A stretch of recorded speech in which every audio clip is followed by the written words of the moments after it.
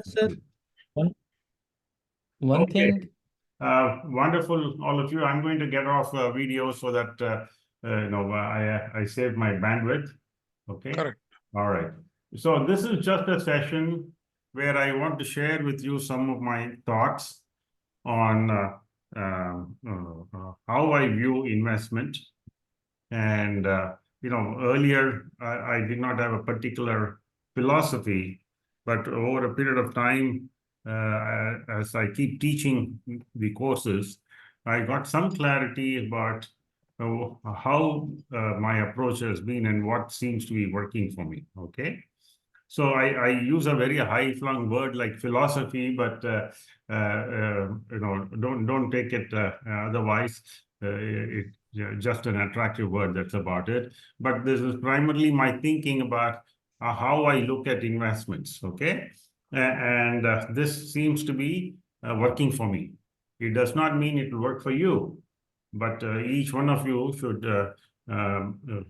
get to think about how you approach the market. Okay, and I think that clarity, once you get, will really help you improve your returns, and it has for me. So the way I go about this is, over a period of time, I've come to understand that my purpose of investment, okay, if the purpose is clear to me, I seem to be doing well. So I've sort of distilled this purpose of my investments into three. Okay, and the first purpose is I need to get regular income. Okay, and that too without risk or with much less risk. Obviously, risk is always there when we have our money outside of our hands in the markets. So if I can reduce the risk and make sure I get regular income, that is my first purpose.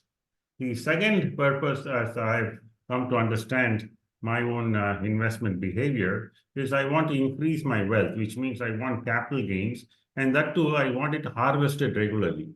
Okay, I don't want to look at unrealized gain and think my wealth is going up. I like to harvest my capital gains regularly, and that's increase my wealth. Okay. Now, the first one, which is income, regular income, I may withdraw from my portfolio or I may leave it in the portfolio itself. But that is income that I generate from my portfolio. And increase in the wealth is the capital gains I get from selling my investments, which I may reinvest in the market.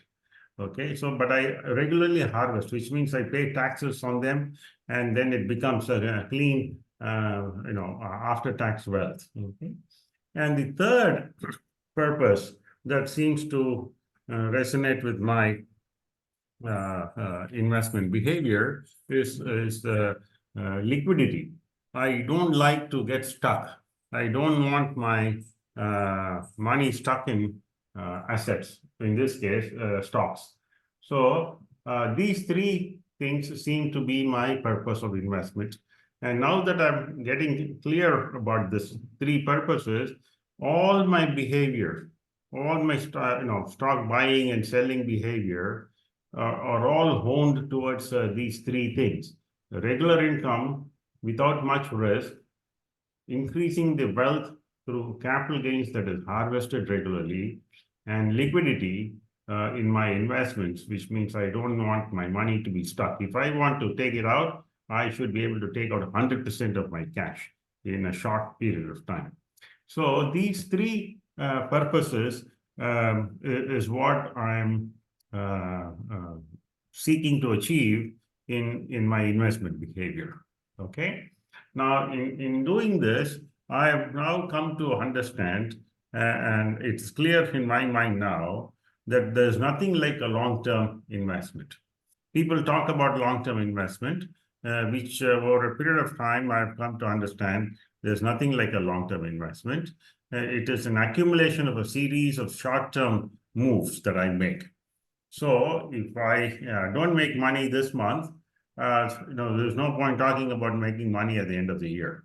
And this realization that at least for myself. Okay, I'm not saying this may be true for all of you. Each one of you should clarify this for yourself. But in this session, I'm just sharing with you my understanding, the clarity I have got, and the approach I'm taking, and which seems to be working for me. Okay, and for a few people with whom I'm sharing this more regularly. Okay, so long-term investments, in my view, is a no-no. It is an accumulation of a series of short-term moves, and that gets reflected in my investment behavior or trading behavior, as some might call. Okay, so having said this, so how do I invest in the market? I don't invest in cryptos. I still am keeping away from cryptos or gold or bond and so on. So all my financial investments are in stocks. Okay, so 100% of my investments, which over a period of time I've accumulated, and this is what I live off, is in stocks. Okay, and therefore, if I want to acquire a stock, I can do it in three ways, as you might all know. Those who have taken my course would know that I can. There are three ways in which I can acquire a stock. I can buy it now by paying cash, which means money goes out of my hands. And when money goes out of my hands, that is against my purpose. I want liquidity. I want money in my hands. All right. So, but that's one way in which I can acquire a stock so that my wealth hopefully will increase. The second way in which I can acquire a stock is I can get a right to buy at a fixed price at a future date. And how do I get the right? I can buy a call. When I buy a call, again, I pay a premium, which means, again, it goes against my approach that I have to pay. It's an expense for me. And there's an uncertain thing out there that I may lose what I've already paid to get the call. And the third way in which I can acquire a stock is I can commit to buy at a fixed price at a future date, which means I'm selling a put. When I sell a put, I collect money. I love that. Okay. And that resonates well with my purpose and my approach. So if I want to acquire a stock, these days, I'm only committing to buy. I do not buy right away. I do not get a right to buy. I commit to buy. And that seems to go well with anything that I've done right from all these 65 years or so, and most of my adult life, where I commit myself to things. I don't like to keep things hanging or keeping it uncertain. When I make a commitment, I stick to it, and that seems to do well. I don't have plan Bs. I have always lived with plan As. Okay, and therefore this committing to buy, which is selling a port, goes well with my internal well-being. Okay. Similarly, when I want to dispose of stock that I own, which when I committed to buy, I end up buying, which means the put gets assigned to me. Then, as I said, I am looking at short term as a stepping stone to the long term. Therefore, if I have to dispose the stock that I already own, I can sell it now and get cash. In which case, it goes against my purpose of getting, being able to get enough increase in my wealth. Okay, or I can get a right to sell at a fixed price, which means I have to pay a premium to acquire this right to sell, or I can commit to sell at a fixed price, in which case I get a premium. And this goes well with my thinking. So I always commit to sell when I sell a stock, when I want to dispose of a stock, in which means I continue to hold on to the asset. So I am not immediately sold and hopefully not given up the opportunity to make more money, but I commit and I get a premium for that. And so hopefully at the end of that future date, I get to sell it because I've committed to sell, and I get a better price. So committing to buy and committing to sell is the way I have been doing now my investments. And that has helped me further the first three purposes that I talked about. Now, as I said, I want to reduce my risk. I want to, or eliminate my risk. Now, how can I do that? If I'm in the market, if money has gone out of my pocket, I've converted cash into a stock. That means money is out there. It has definitely increased my risk of my portfolio. Therefore, I need to see how long can I be in the market? How long can I be out there? Because more time means more uncertainty. We don't know what is going to happen next month or next quarter. And therefore, in order to reduce the risk, I cannot be out there for long. So I only do my commitments to buy or commitments to sell only for 1 week, maximum 2 weeks. No long-term commitment for me. Okay. But that's not how it is in life. And in life, I, of course, commit long-term. Okay. So the money is out there only for 1 or 2 weeks, which means the commitments to buy and the commitments to sell, the puts and the calls that I sell are mostly 90% are 1 week out or 2 weeks out maximum. Okay. I do not do anything 4 weeks. I used to do, but I don't do any more 4 weeks, which means if there's a stock like ODFL that has only a monthly option, I don't do that. I only pick stocks that have weekly options. Okay. So this is the third thing that I've realized, which is working for me. Okay.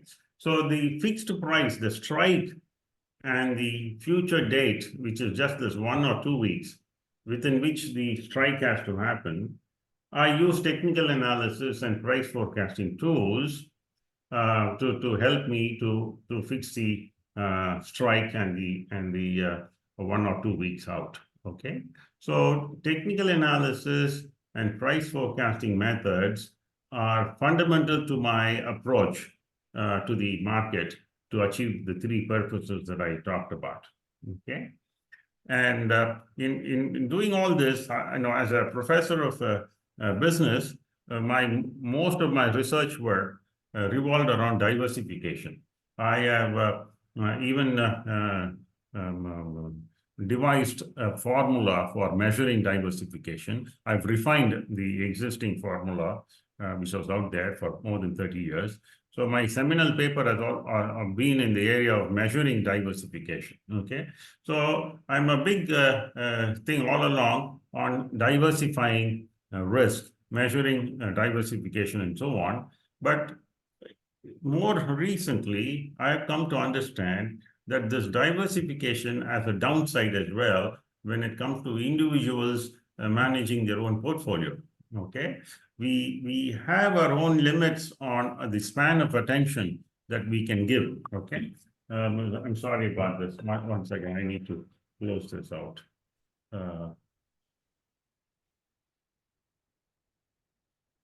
Yeah, sorry about that. Okay, so the span of attention that most of us have is not very, very wide. And therefore, if we diversify for the sake of diversification and managing the risk, that works counterproductive to our purpose of increasing the wealth. So I've realized that my best diversification is just about 5 stocks. If we can manage with 5 stocks, it seems to be helping. Okay, but again, that is for each one of us to decide how we want to manage that diversification or the number of stocks that you have in your portfolio. Okay, now in doing so, my performance in the last 1 year, okay, is what the brokerages are giving me, even though I have my records. I have not computed a whole lot from my records, but from the brokerage portal, I have taken for the last 1 year. My gain-loss ratio in terms of the number of trades that I'm gaining versus the number of trades that I'm losing in following this approach has been upward of 93%. I do have 2 or 3 accounts, and therefore, I've just taken in each one, I've not combined them.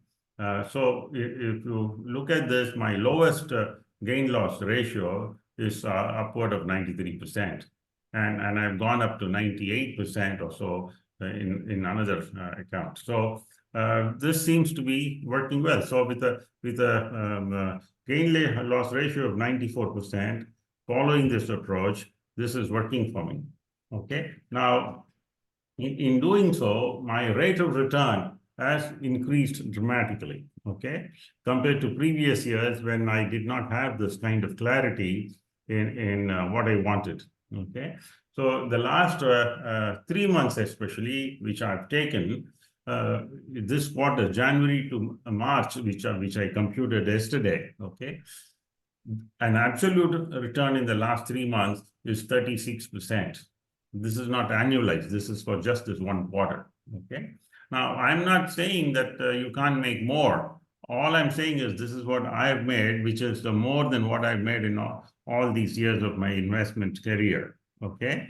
So once I got this clarity, which I put into practice, okay, my returns and my performance in terms of the trades, individual trades, seem to be working well. I don't take leveraged funds. Okay, I do cash covered puts and covered calls. I don't do leverage. I don't invest in leveraged funds like TQQ and all that. Okay, I am not invested in Bitcoin. Okay, so in spite of all this, 36% in a quarter is what I've been able to make. Okay, now I have not taken out the effect of the market conditions or the market structure conditions in this. Maybe people might say, hey, you're making so much because the markets are going up. Okay, that may be true. Okay, so time will tell me when the market is going down, how my performance is. And when that tells me how it is, I'll definitely share that with you as well. Okay, so this is what I wanted to share and take your questions and comments and brickbats. So the rest of the time, the floor is open for all of you. Okay. Fantastic. If I may, this is Mahesh. Yes, Mahesh. Yeah, actually, coincidentally, this afternoon, I've invited Balraman to the call, right? Mm-hmm. I was talking to him, and he was like sharing with me his strategy, which was very nice of him in the first place. Mm-hmm. So he was talking about selling a put option. Mm-hmm. Anyway, it was a coincidence. So what will be helpful Mm-hmm.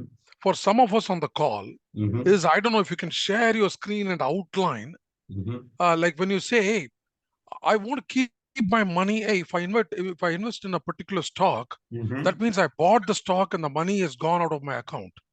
And let's say I buy 100 shares of Oracle. Mm-hmm. I pay, like currently the Oracle is trading at $129. Mm-hmm. 100 times 129 is around $13,000. You put the Mm-hmm. money and you don't know what's going to happen. It goes up and down and whatnot. Okay.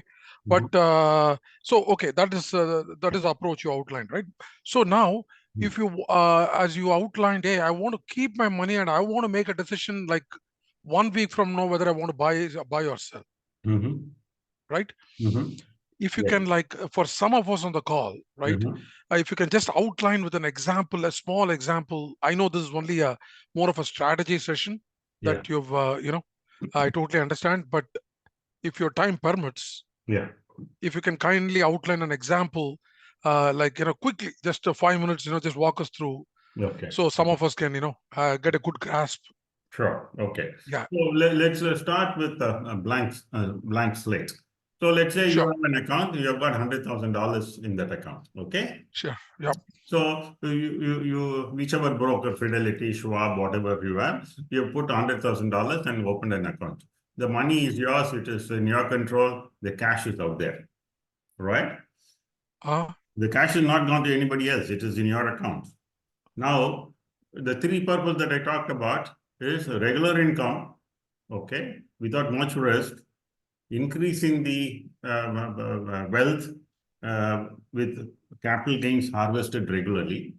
So which means this 100,000 has to keep going up in value, and you should be able to do the first purpose, which is get some weekly income or monthly income. Okay, while the capital gains are also increasing your 100,000 to perhaps 101,000 for a week or so. And oops, I'm so sorry. Meeting with me until.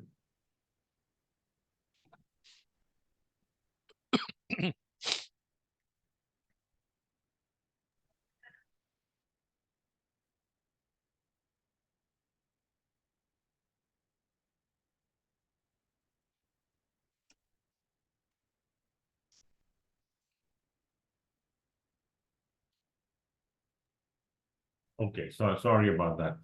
No worries. So this 100,000 has to keep increasing in value, while at the same time it's producing a regular income that you can draw. And the third purpose is it should be liquid. That means anytime you want, you should be able to take out that money without worrying about, oh, if I take it out, I'll have a loss. Okay. So if you have now opened an account with any of the broker, you got $100,000, then in my approach, I'll pick a stock that helps me to achieve this. So I have set some goals that I look for stocks which are fundamentally strong, fundamentally good, which means I feel comfortable investing in that stock. Even though I'm looking only for short term, they're actually good for others' long term view. Okay. Because I don't want to keep my money there for 30 years. I'm not a coffee can investor. I'm a guy who churns. Okay. But it doesn't mean I'm sitting at the computer every day from morning 9 o'clock to evening 4 o'clock. I don't. I have other things that I enjoy doing. So I do not spend too much time in front of my brokerage portal. Okay. So let's say I pick a coin as a stock in which I can do this. So what do? I commit to buy one lot of coin, let's say at $250. Okay, so 25,000 is committed, and it's a cash covered put. I don't take any loans. It's all I specifically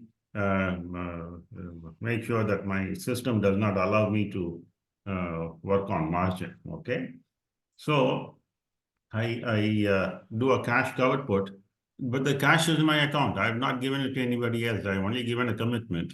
And now for this $250 per share commitment, I see if I can get a good margin, good premium.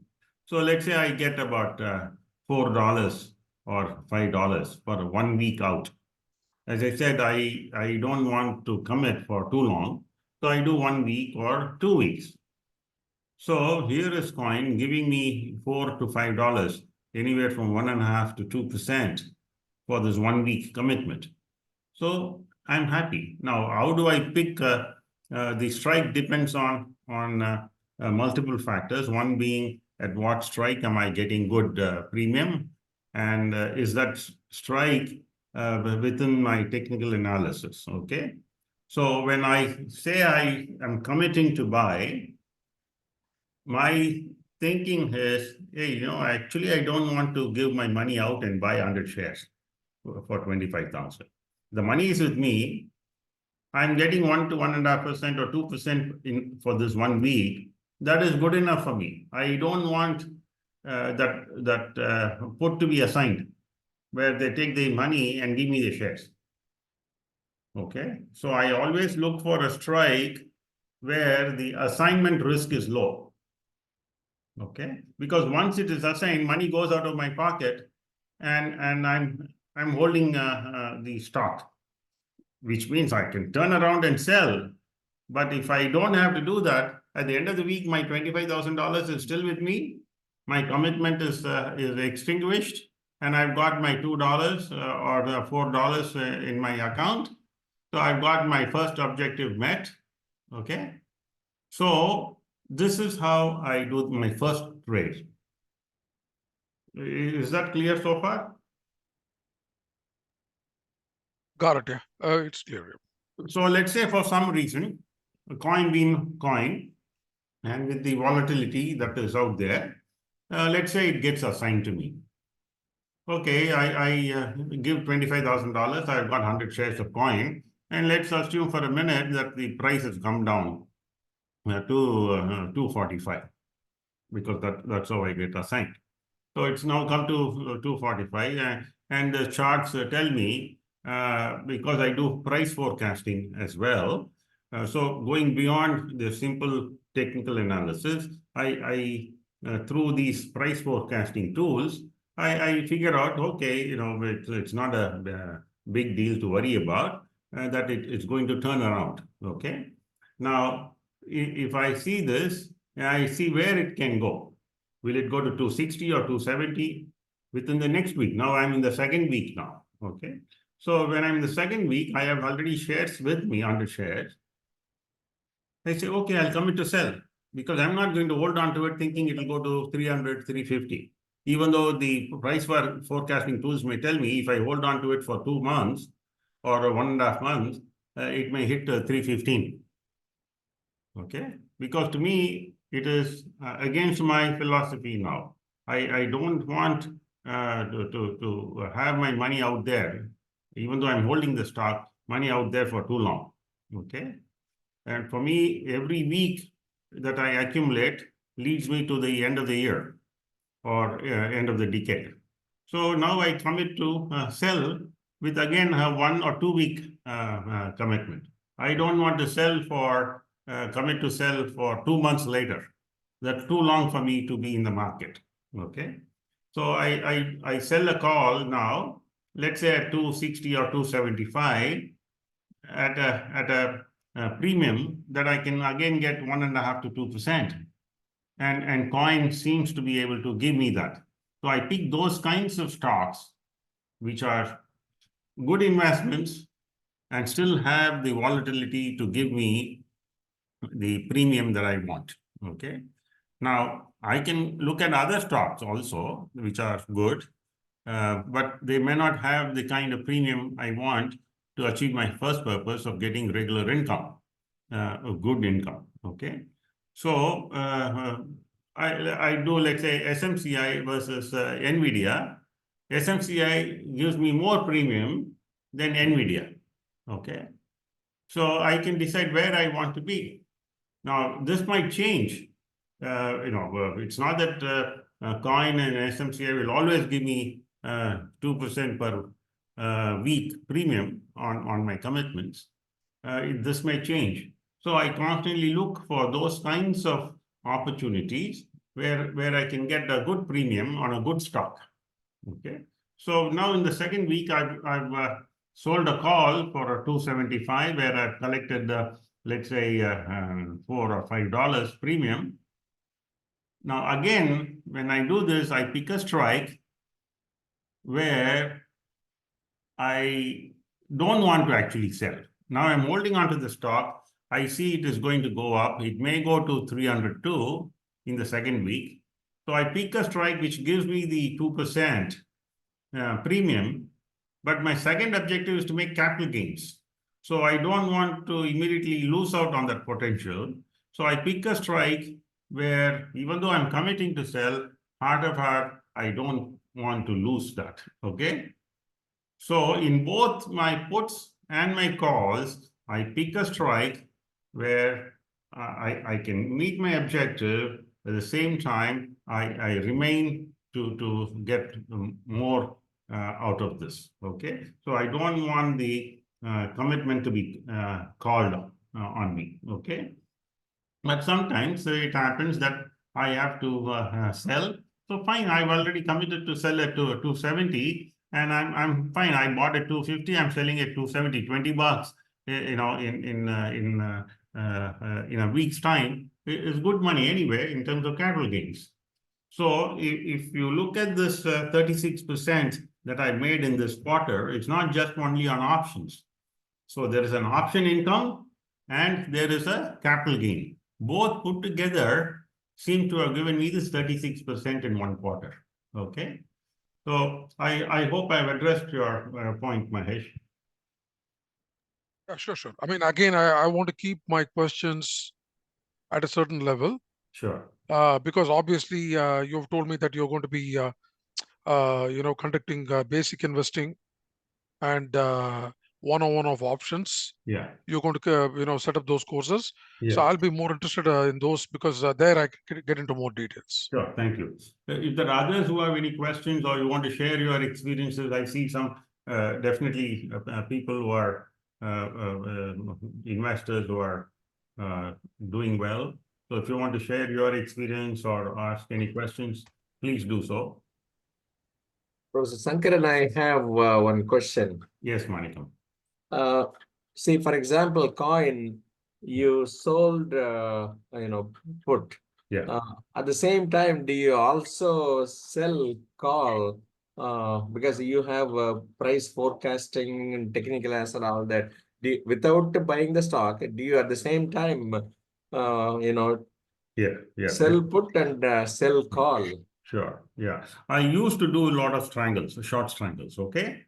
This selling a put and selling a call for the same expiry for the same stock with different strikes is called a short strangle, which is an option strategy for those of you who may not know. Okay. So I used to do these short strangles. But you see, when I do the short strangle, if I have the stock and have the money, then it fits into my approach of not exposing myself. These are not naked calls. These are not naked puts, in which case I can do a short strangle. Okay. So in the first week when I'm have the cash with me and I'm committing to buy, at that time, I don't want to do a short strangle because then my call would be a naked call. But in the second week, I already have the stock with me, and therefore I do a covered call. At that time, I can do a cash covered put. So in which case I have a strangle, short strangle, and I'm not naked. Is that clear, Manikam? Yeah, right. Yeah. So I do that at that time. As I said, I don't want to do naked. Yeah, right. Yeah, that's the point. Yeah, okay, I got it. Yeah, thank you. Yeah. Shamir, Ali, Rahul, any points, comments? Yeah, I have a question. Not really a question, just a thought. Yes. So if you're starting out in the options market and you have 100K you've put into your brokerage account, Yes. initially is the ideal situation that you don't acquire any stocks, you sell puts and collect premiums on it. Yes. And if it so happens that you get assigned, then you want to start doing the sell call strategy. And when would you decide that you want to dispose of what would make you decide that you don't want to hold on to these shares anymore and you'd rather sell it off using an option? Okay. See, I've now come to an understanding that I am not emotionally attached to any stock. Okay. So I'm only attached to cash in my account. So every period, while I told you upfront that when I put in a sell either for a put or a call, I really hard about don't want it to be assigned. Okay. But every period I'll close out everything so that I'm in cash and I know how much capital gain I've made, which is fully harvested now, and how much of the income I've made in that. Okay, and the account is now fully in cash. Right now, as I tell you, as of Friday, I'm fully out of everything. Okay, so it's a quarter ending, and so my week is over. So I'm starting off fresh from April 1st. Okay. So every now and then I do, because I set goals. If I can get, okay. So for this year, this is what I've set for myself. Okay. Every week I want to make 2%. If my picks give me 2% the beginning of the week, that's it. The rest of the week I don't need to do anything. On Friday I close my positions. Okay. So that way I have my goal, and if my goal is met, I don't need to sit at the computer. I don't have to look at the market anymore, because my goal is achieved. And this gives me peace of mind, and I'm able to achieve my 100%, okay, per year, which is 50 weeks times 2, and I'm fine with it. Even though my friend has made 400% last year, okay, he manages 10 accounts for his family, between his children and himself and his wife and all that. He manages everything. He's doing this full time, and yesterday he showed me everything. He has made 460% in one, 420% in another, and 330% in the third one. I didn't get beyond that into all the other 7. Okay, this was enough for me to see what he's doing. But then he's leveraging. He's on the computer from morning till evening. I don't want to do all that. I'm happy if I'm making my 2% a week, which is quite a lot. So one of the things that I'm suggesting to people is define your goal so that you can go about living your life, enjoying what you want to do with the cash that you're making. Okay, this should not be the be all and end all of life. Our living is somewhere else, not in the market. So if that is clear, then your stress levels come down. I'm not at all stressed now about my investments. Okay. Because I know I'm there, in the short term. Okay, nothing is committed long term. I don't know whatever tomorrow. Let's say because Israel has hit Syria, something else happens. Okay, I don't have to worry, because I'm in the market only for a week, and I'm meeting my goals. Did I answer you, Rahul? Yes.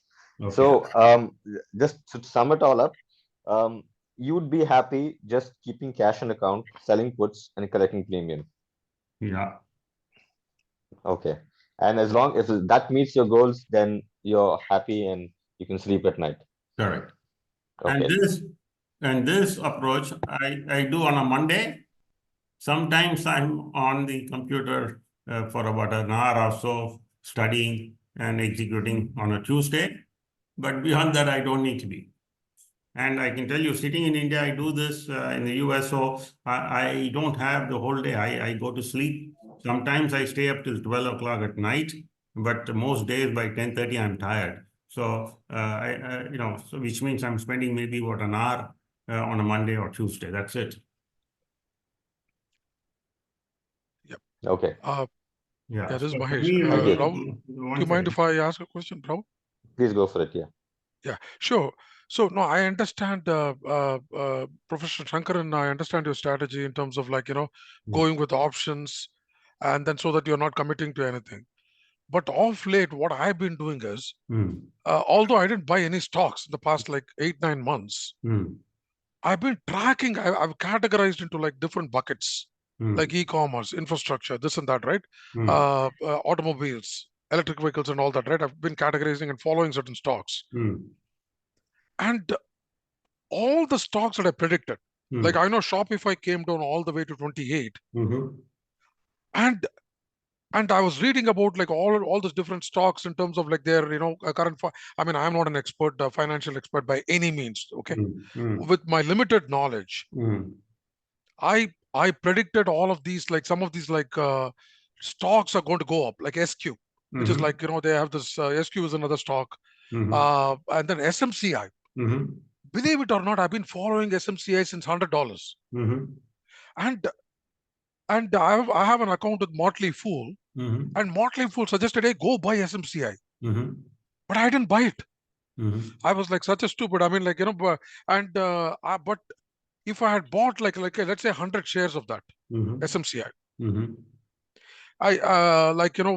currently, we all understand that technologies, there's some major breakthroughs in technologies coming up. NVIDIA has come up with some powerful processors Mm-hmm. that will enable you to process big data, which will help in machine learning, which will help in artificial intelligence and whatnot, right? Mm-hmm. And pretty much every company, they have a hiring freeze and they are letting people go in IT, and then they have started hiring like mostly people with AI and machine learning and big data and predictive analytics background. Yeah. And I've been following all that very closely. Yeah. See, I'm not a Warren Buffett. I'm not buying companies. Okay. Okay. And I don't go to parties and talk as if I'm an expert in electric vehicles or new fuel sources or some high technology that is happening in pharma or whatever. Okay. Uh-huh. My goal is clear. I'm making money. I don't care what the company does. Of course, I want to know what they do. Uh-huh. But to me, I'm looking at just 5 companies. I don't have the bandwidth to look at 100 companies. Okay. Okay. So I'm not looking for a jackpot. Okay. I'm not looking Okay. for the next big bang. Okay. Uh-huh. I'm going week after week and I'm accumulating. Okay. I'm like a small ant that is slowly gathering small broken grains. Okay. And that is helping me meet my objective. If I can make 2% a week, I survive for 50 weeks. I've succeeded in the year with 100%. Okay. So I can evangelize AI. I can evangelize cryptos, but that is not going to help me. What helps me is I identify the companies which can help me meet my purpose in investment. My purpose in investment is these 3 that I've distilled for myself. Okay. Now, your approach may be different. If that approach is helping you to make money, stick to that approach is my point.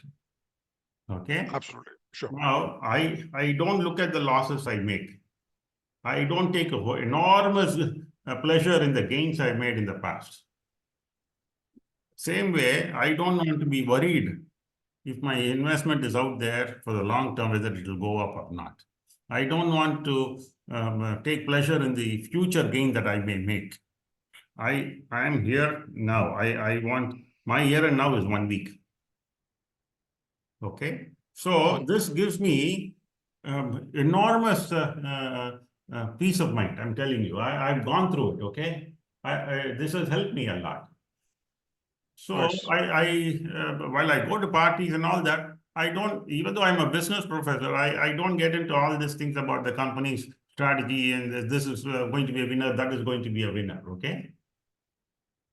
Because that is not achieving my purpose. Okay. Now I see Bala has his hand up, but before I go to Bala, Shamir had a point. So Shamir, do you want to say anything? Yes, I have a question. Yeah.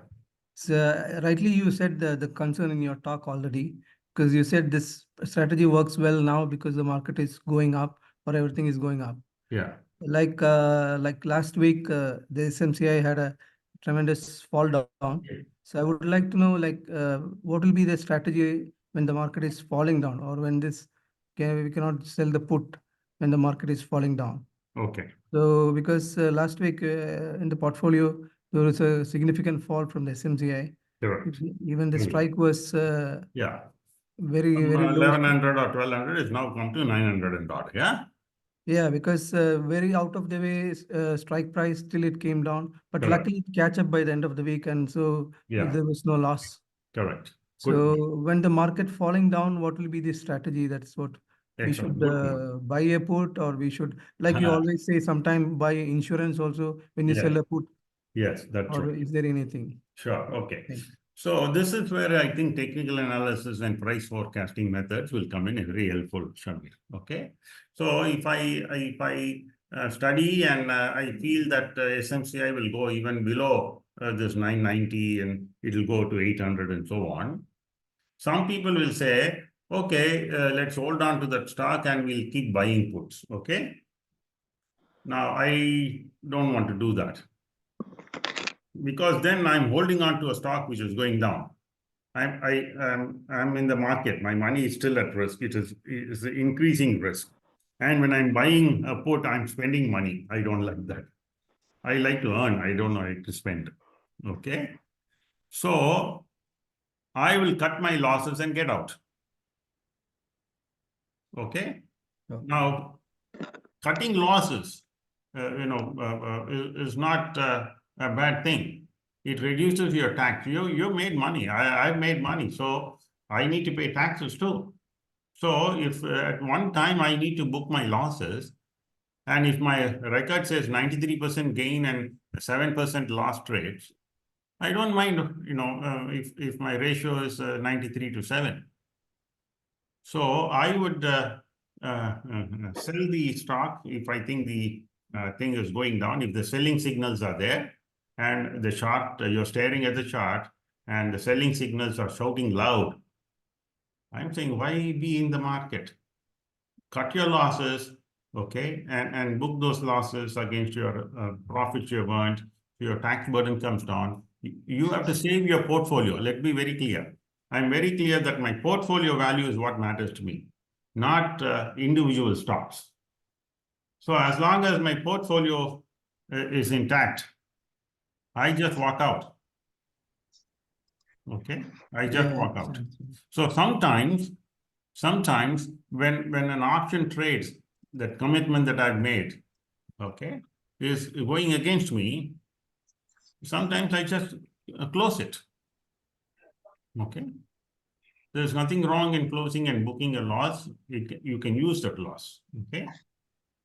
Thank you. So that is why you should have a good understanding of technical analysis and price forecasting methods for you to have the confidence to do what I'm suggesting that I do. Okay.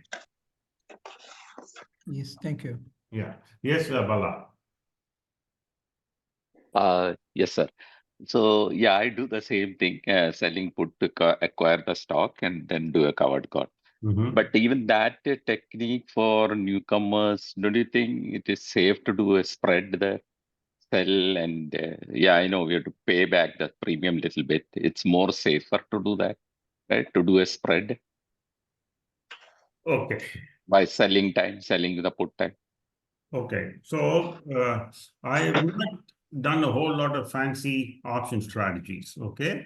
So I teach only a few strategies and I adopt only a few strategies.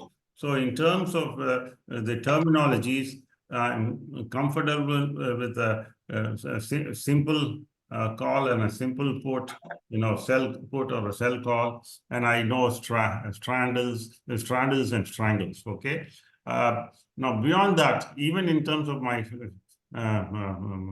closing out, I don't do rolling the way rolling is done. I close one and then go and open another. Okay. While that is technically rolling, I don't use even rolling on the brokerage platform to do, because I like to keep my accounts clean and I know how much I booked gains and how much I booked losses. Okay. So I hope I addressed your point. Okay. Yeah, so selling naked is fine, you're saying. We don't have to cover the other side. By sell, don't buy 10 strike below the selling point. If you look at my trade, there are very few buys. There are very, very few buys. Oh, okay. Okay. So it's naked all the time. Mostly naked. Most of my trades are sell out of the money.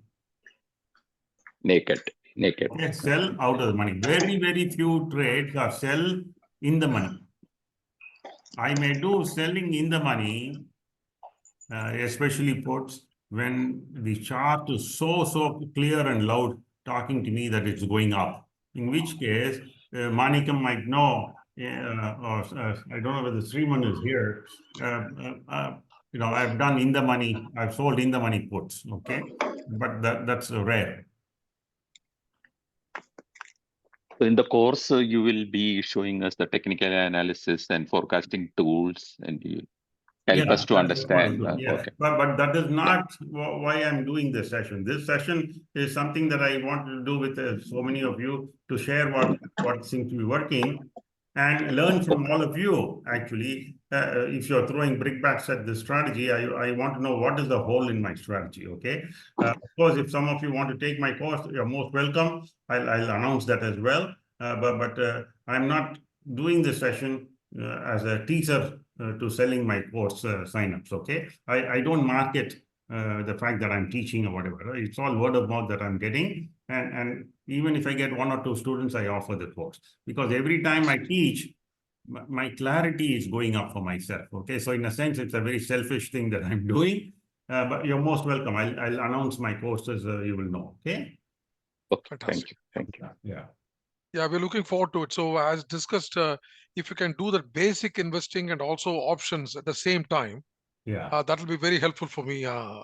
Sure. Professor. Sure. Okay. Thanks. Yes, I will come back definitely for April. Okay. I'm finishing one course this month, this Saturday and Sunday. So for April, I'll sign the dates. Okay. Okay. When can we expect? When will you be starting from next week? Next weekend? No, not next week. I take a breather. Okay. You deserve it. Okay. So I'll definitely announce. Yeah. Yeah, please. Yeah. And those who sign up and take, they re-attend as well. So more the students, there will be more questions and answers that helps peer learning. Okay. Absolutely. Yeah. Okay. One question, Shankaran sir. Yes, Basavaraj. Yeah, you do options only for American market or India market as well? Okay, good point. Yes, I wanted to touch on that. I forgot. No, I do both markets, and each of these markets is different. Okay. Now, in the Indian market, even though I don't take margin at all, they allow me to do a sell put without having 100% of the contract value in my hand, which goes against my philosophy. Okay. Whereas in the US, I can tell the brokerage, I don't want anything naked. So the system will knock me out if I try to do anything with the margin, right? So unless I have 100% cash, the system will stop me from doing. Whereas in India, with 16% or 20% of the contract value, I can put in a trade, okay, which is dangerous for people who are coming into it for the first time. The second is, as I told you, I like only 1 week, 2 weeks. I don't even like 1 month. Whereas in India, we don't have weekly options for stocks. Okay, so we have to do 1 month only. And that exposure I don't like. Okay. Third, in India, most stocks, they don't give good premium. Very difficult to get 3%, 4% premium in a month. Okay. Very difficult. Whereas in US, I can make 2% a month, I make 8% a month. No, 2% a week, I make 8% a month. That kind of stock is not available in India. Fourth, out of 148 stocks, totally only 148 stocks are available for options in India. Very, very few of them have the liquidity needed. Okay, very few. So there's no liquidity in this market. And most of these stocks, only the current month is liquid. Even the next month, there's no transaction at all.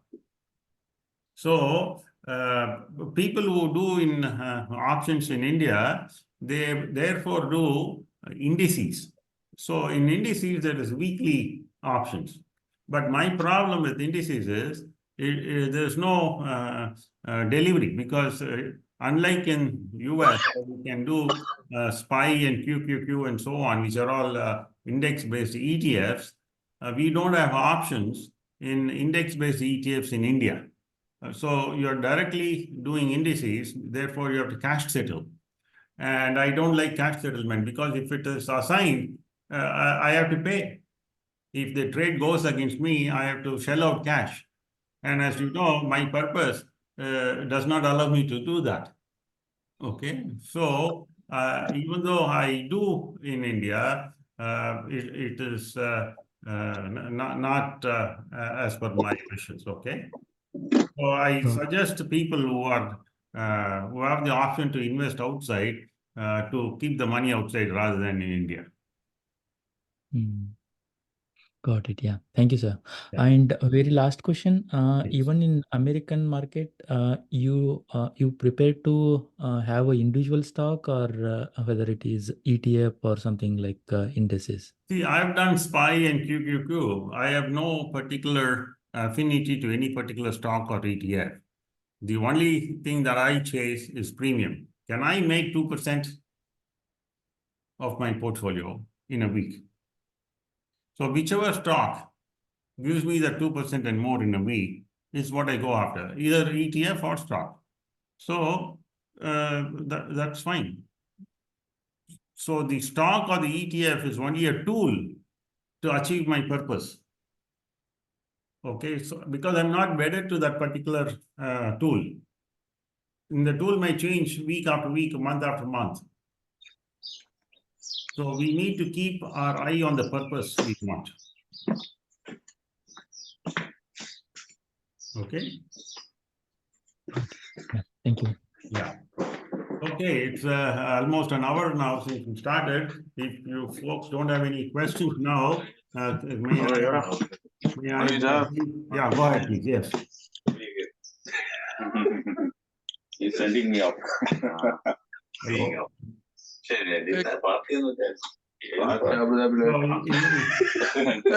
you go on mute? Some of you, can you go on mute? Yeah, can you please? I don't know. Even then, something is permanent. I'm not able to. Satyan, can you mute? Yeah, I've muted. Okay. All right. So if you folks have no more questions or comments, may I bring the meeting to a close? I will share the recording, and you can anyway discuss on the group also. Okay. Sure. We're looking forward to.